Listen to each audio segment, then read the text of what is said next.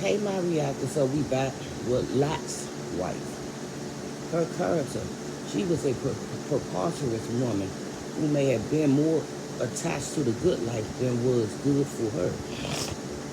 Though there is no indication she participated in sin or Sodom.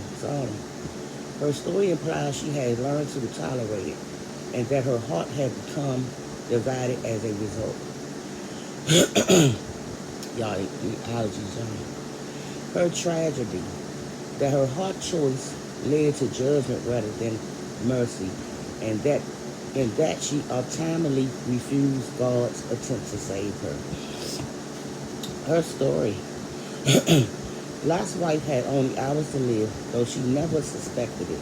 She must have gone about her business as usual, tidying the house, cooking, and cleaning with the neighbors, unaware of the tragedy about to overtake her. Years earlier, she had married Abraham's nephew, and the two had amassed a fortune in land and livestock.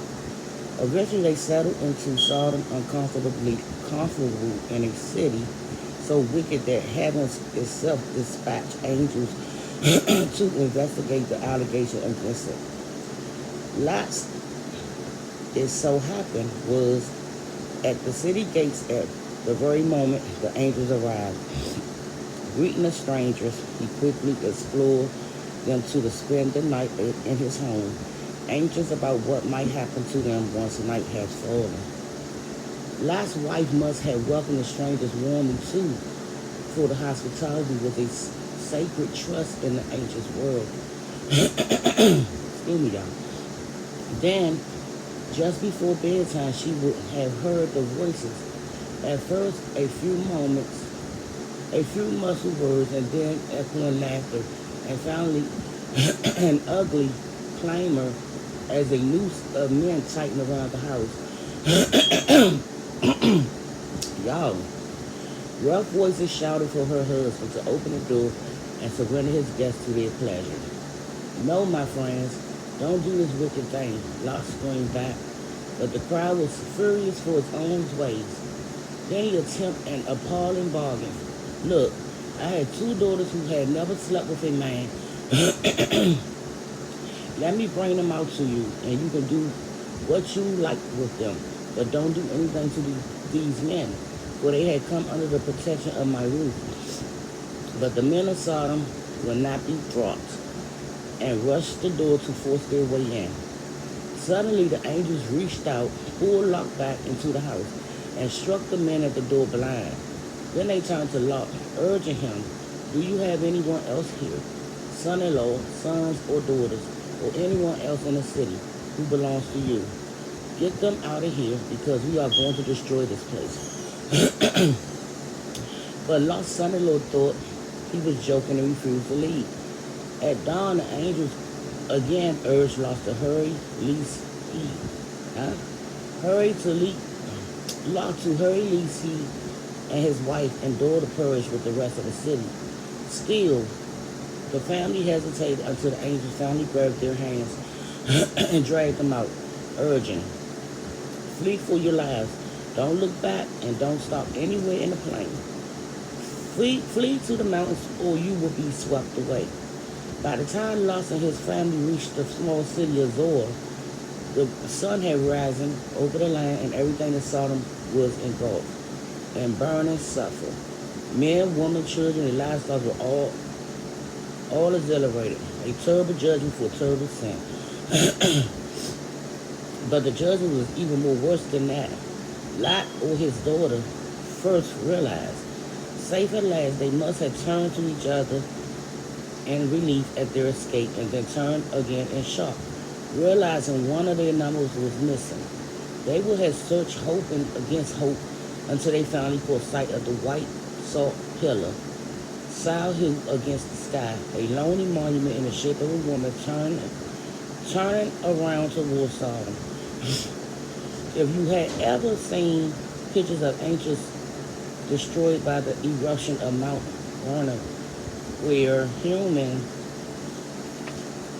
shapes were preserved to this day by the lava that stopped them dead, was gone in their tracks.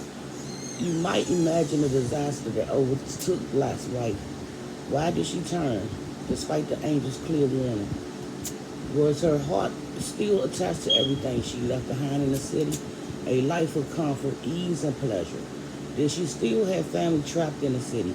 Or was she fascinated by the tragic taking place behind her, like a gawking motorist at the scene of the bloody angels? Perhaps all these things combined were a glue that caused her feet to slow, her head to turn, and her body to be overtaken by punishment. God had meant to spare her by her own choice, her very last choice. She cast her lot with judgment rather than with mercy.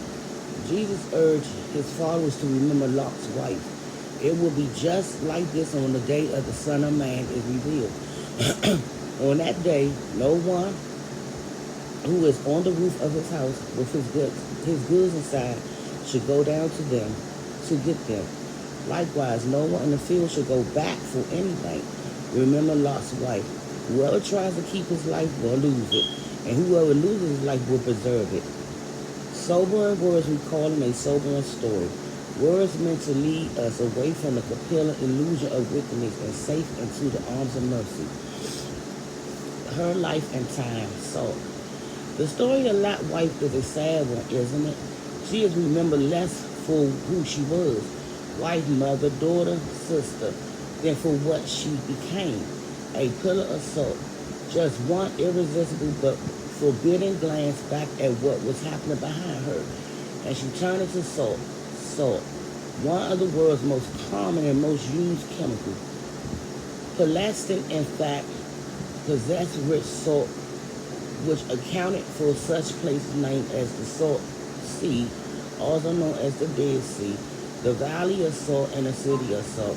The Romans probably looked on Israel as a worthy conquest simply because of the salt available there. The Hebrews used salt to season food. It's tasteless food eaten without salt. Hebrew women rubbed their newborn babies with salt or washed them in it.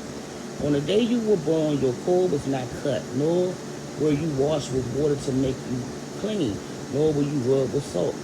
Salt was a required supplement to any Old Testament grain sacrifice.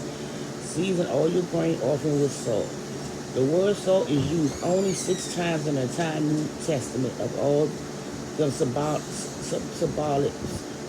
Jesus told us to remember that as a believer we are the salt of the earth. Our attitudes and actions can cleanse and season and purify ours around us. When we respond graciously to someone who is ungracious, we season our word with salt. When we treat an irritable child with kindness, we season our house with salt. When we comfort the hurt, console the lonely, encourage the discouraged, or calm the unsettled, we season our world with salt. As followers of Christ, we're salt shakers. We hope for ones. Busy sprinkling our world with the salt that flavors life. So y'all, we'll be back with the next Woman of the Bible. Please like, comment, and subscribe, and I hope y'all enjoying it so far. I'll be back soon.